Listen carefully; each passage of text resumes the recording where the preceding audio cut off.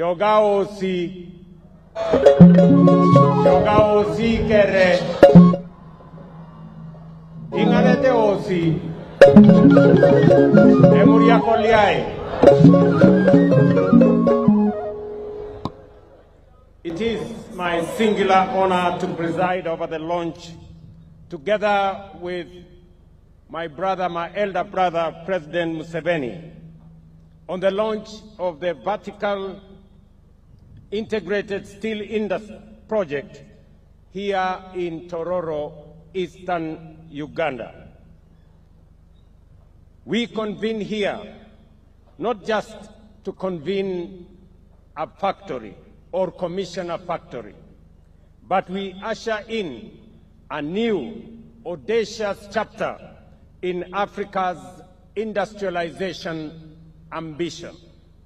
This project is the outcome of visionary leadership, daring entrepreneurship, and enduring partnership between the private sector and our two governments. It reflects a collective commitment to sustainable development, regional integration, and the pursuit of transformative impact for our present and future generations. Your Excellency, I take this opportunity to congratulate you on this remarkable milestone and to commend your steadfast commitment to industrialization and championing transformative investments. The testimony by the chair of DEFCI Group of Companies of your commitment, of your encouragement, of your foresight on the establishment of this investment is a clear testimony of your leadership in our region. Mr. President, I recall with profound appreciation the discussion we have held on this project since its inception, and most recently during your official visit to Kenya in July this year.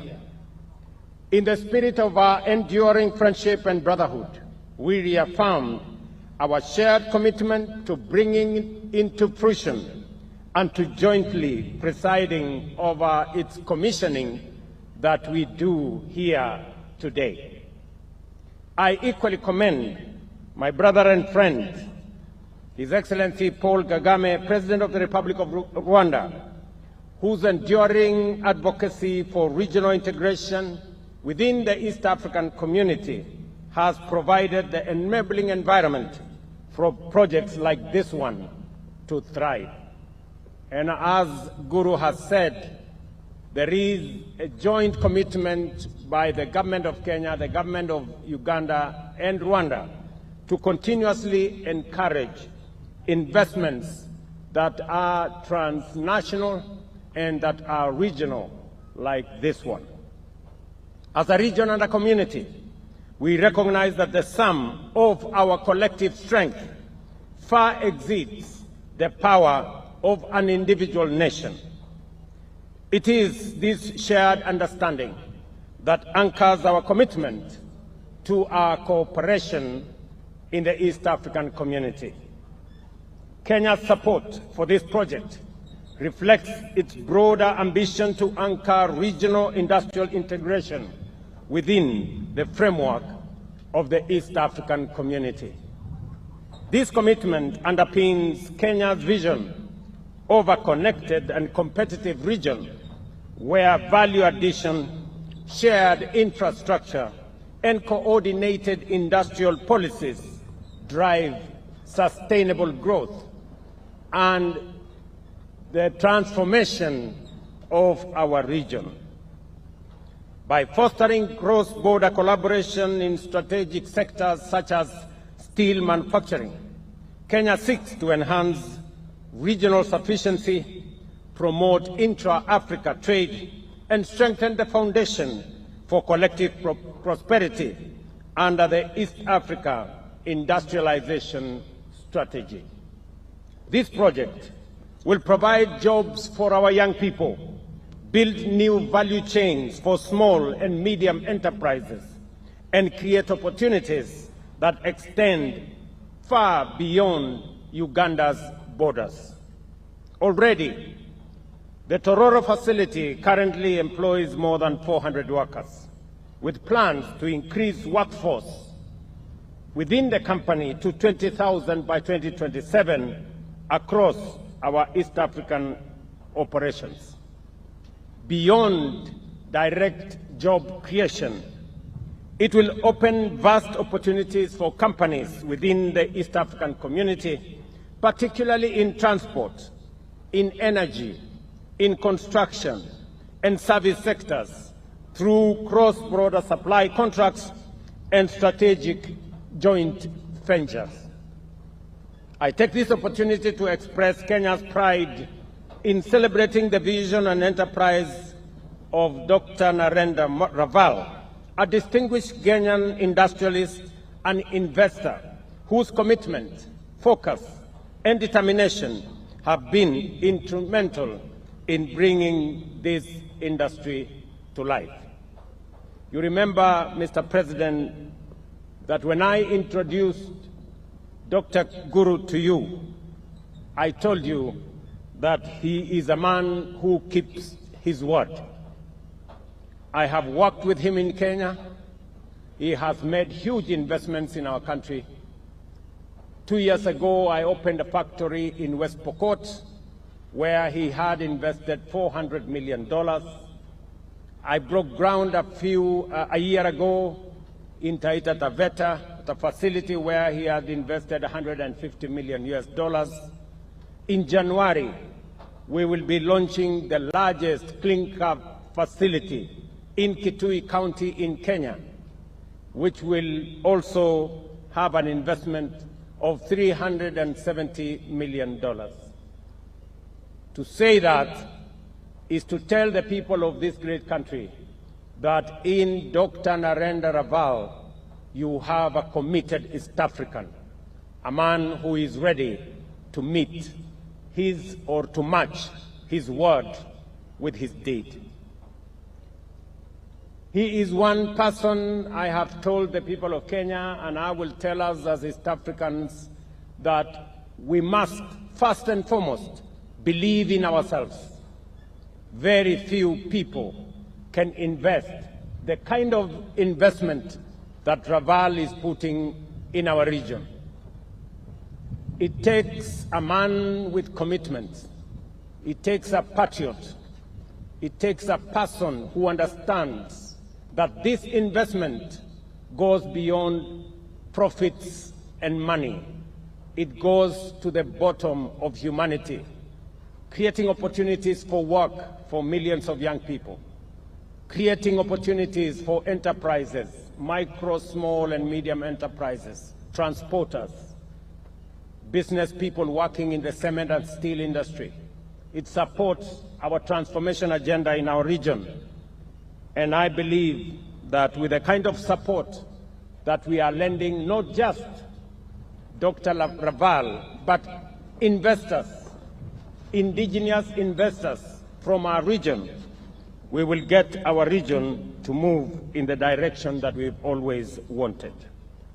Excellencies, ladies and gentlemen, the steel sector in Africa has become increasingly pivotal in fueling economic progress throughout the continent, with a strong emphasis on bolstering infrastructure, advancing industrialization, and ensuring and enhancing value-added manufacturing. The industry is instrumental in shaping Africa's economic trajectory. Africa's steel market reached a volume of 39.5 million tons in 2024 and is expected to hit a projected volume of 52 million tons by 2034, driven by bolstering infrastructure and advancing industrialization. Our countries are uniquely positioned to make a considerable leap in the regional and international steel market. The journey towards harnessing our steel production capacity not only highlights our abundant mineral resources, especially in iron ore, but also reflects a shifting policy environment and investment landscape aimed at unlocking these resources. With an estimated 20 to 25 billion tons of proven and probable iron ore reserves, Sub-Saharan Africa possesses the natural resources needed not only to meet its rapidly growing domestic demand, but also to position itself as a major global exporter. The establishment of the Tororo steel industry sends a very powerful message that our countries possess both the capacity and the courage to build globally competitive industries that drive Africa's transformation. It embodies the spirit of self-reliance and innovation envisioned in the Africa Union's Agenda 2063 and advances the objectives of African three-continental area by fostering regional value addition, industrial growth, and sustainable economic integration. I reiterate that we will work together, and this facility that I take a lot of pride in to participate in its launch is not just a Ugandan facility. It is an East African facility. The steel that is going to come from here, and we appreciate that God has given us resources, and Uganda happens to have the best steel or iron ore reserves. It is therefore befitting that this factory is established here, not just to serve Uganda, but to serve Kenya, East Africa, and the region at large. We currently import in Kenya close to $850 million of steel from the rest of the world. We would be very happy that that $850 million would be in our region if this factory was to supply steel to Kenya. And I am confident that that is how the future is going to look. Let me also commend you, Mr. President, for agreeing to work with us. The ministers were in Nairobi last week, and I have given them appropriate guidance on the need for Uganda and Kenya, public and private, to jointly own the Kenya Pipeline Company, the company that supplies or provides the pipeline for supply of fuel into our region. The government of Kenya will be divesting up to 65%, and I am happy that Uganda is prepared to co-invest with us, because that Kenya pipeline facility is not just a Kenyan facility. It is a regional facility.